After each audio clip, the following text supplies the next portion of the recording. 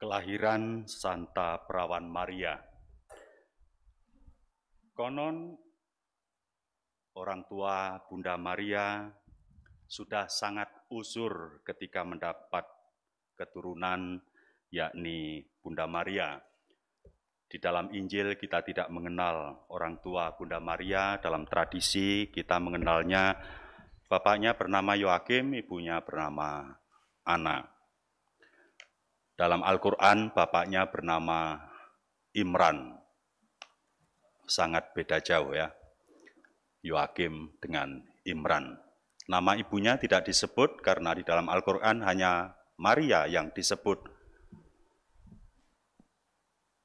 Orang perempuan yang disebut namanya di dalam Al-Quran, siapapun yang lain tidak disebut. Konon Imran bersama istrinya di dalam Al-Quran sangat menginginkan mendapat keturunan. Lalu dikabulkanlah doa mereka ketika mereka sudah sangat usur. Diharapkan keturunannya laki-laki, tetapi ternyata yang lahir perempuan.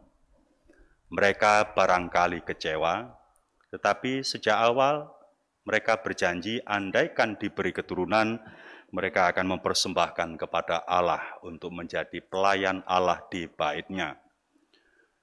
Kendatipun yang didapat adalah perempuan, tidak seperti yang diharapkan, keturunan laki-laki supaya dapat melayani Allah di bait Allah, Maria tetap dipersembahkan kepada Allah untuk pelayan Allah di bait Allah. Dan persembahan itu diterima pun kalau Maria perempuan karena layak. Maria layak karena kesalehannya. Alati hasanat farjaha, yang selalu menjaga kesuciannya. Dan karena itu maka Maria pun kalau dia perempuan, dia layak dipersembahkan kepada Allah dan Allah menerimanya. Kita mengetahui bahwa Maria adalah seorang perempuan biasa. Dalam usia remaja barangkali mungkin 17 tahun menurut hukum Yahudi ia bertunangan dengan Yosef. Ia taat pada orang tua, taat pada hukum Taurat. Ia tersembunyi dalam kebiasaan sehari-hari orang desa. Seorang perempuan barangkali pekerjaannya memasak, mencuci, mengambil air ke sumur, belajar Taurat di rumah, dan pada hari Sabat pergi ke sinagoga. Namun sejarah hidupnya berubah saat dia mengalami peristiwa yang tak pernah dipikirkannya. Dia dikunjungi malaikat Gabriel, dan Gabriel menawarkan tugas, maukah engkau mengandung seorang anak laki-laki yang akan kau beri nama Yesus, yang akan disebut anak Allah yang Maha Tinggi. Atas kata-kata Gabriel itu Maria heran, sekaligus ingin tahu bagaimana mungkin dia akan mengandung tanpa menikah. Dia pastilah takut dan gentar, dia pastilah mengenal hukum Taurat yang memandang aib yang tak terampuni jika seorang wanita mengandung tanpa suami. Masa depannya akan hilang. Bayangan hidup bahagia dengan Yosef, tunangannya, akan sirna. Dia tidak bisa konsultasi dengan siapapun, sebab harus menjawab saat itu juga. Dia seorang wanita dan harus memutuskan perkara yang pelik itu sendirian.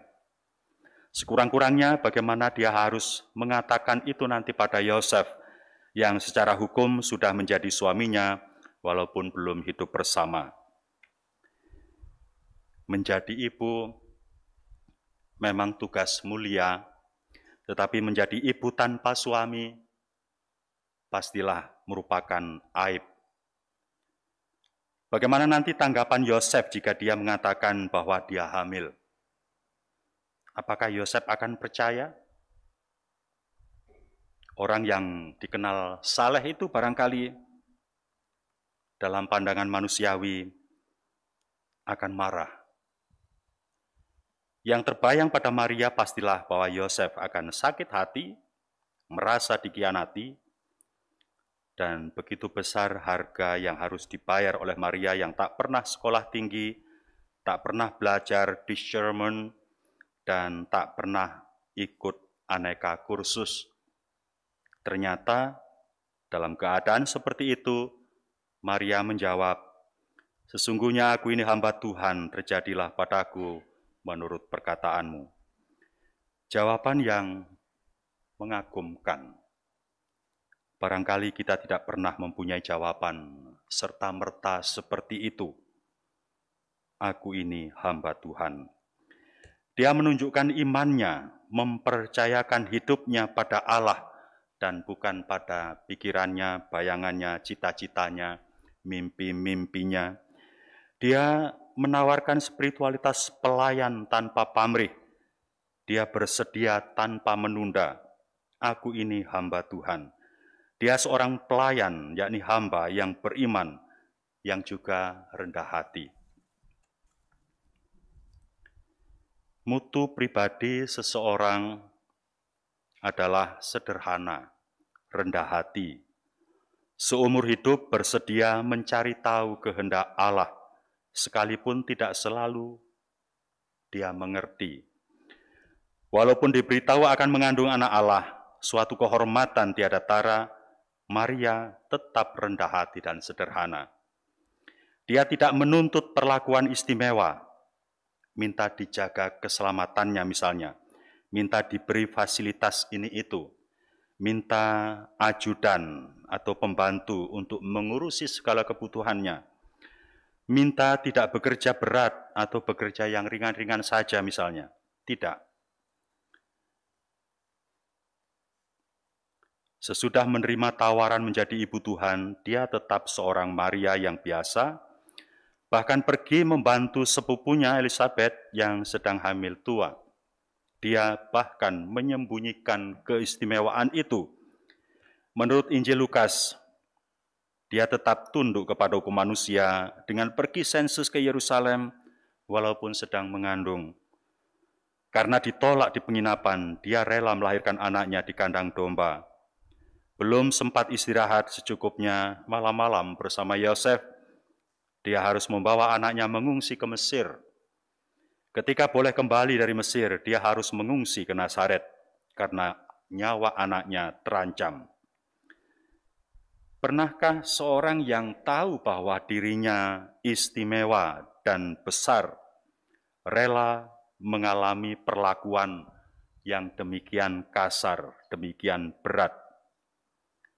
Maria bahkan tidak pernah mengeluh atau protes kepada Tuhan atas segala perutusannya itu, tugasnya itu.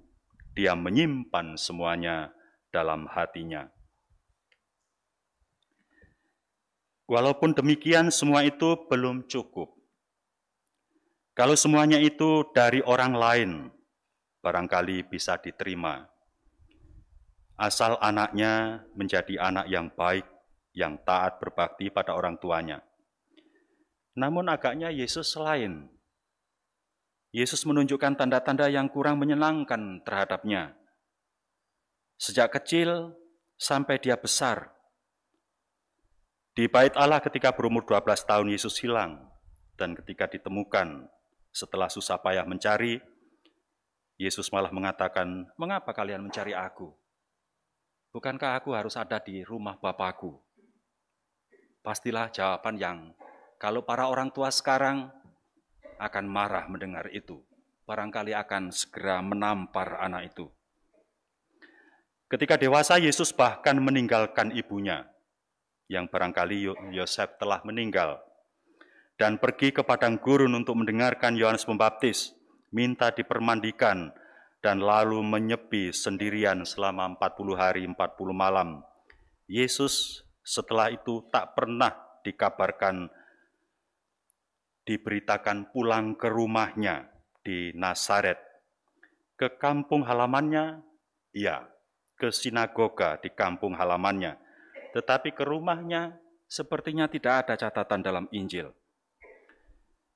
Bukannya mengurus ibunya, Yesus malah sibuk mengajar orang-orang yang disingkirkan masyarakat, pengemis, pelacur, orang-orang cacat, kusta, pemungut cukai, orang-orang kerasukan roh, dan lain-lain.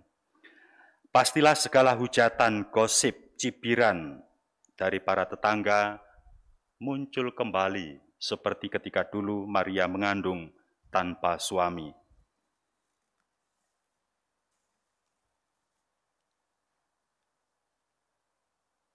Ketika Yesus mengajar banyak orang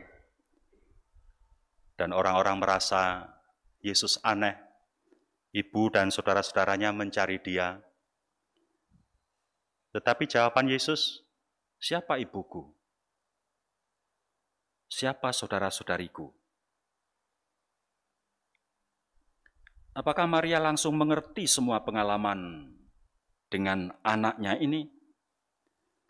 Kemungkinan besar tidak.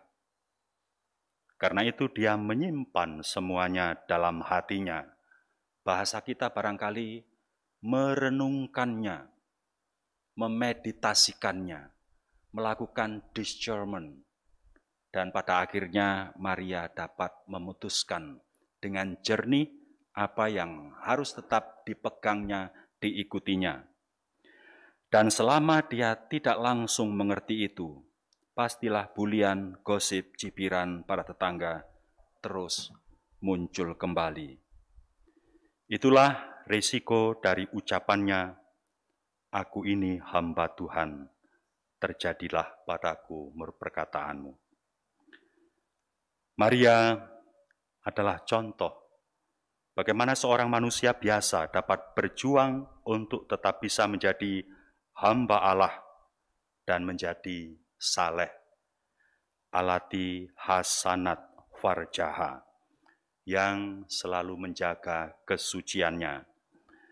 Dalam Exsultate Gaudete et Exsultate, Bapak Paus mengajak kita untuk mengejar kesalehan. Kita dapat melakukannya dengan mencontoh Bunda Maria. Bukan tingginya gelar atau titel, pangkat, kursi, kedudukan, dan jabatan yang membuat seseorang berharga di mata Allah dan di mata manusia.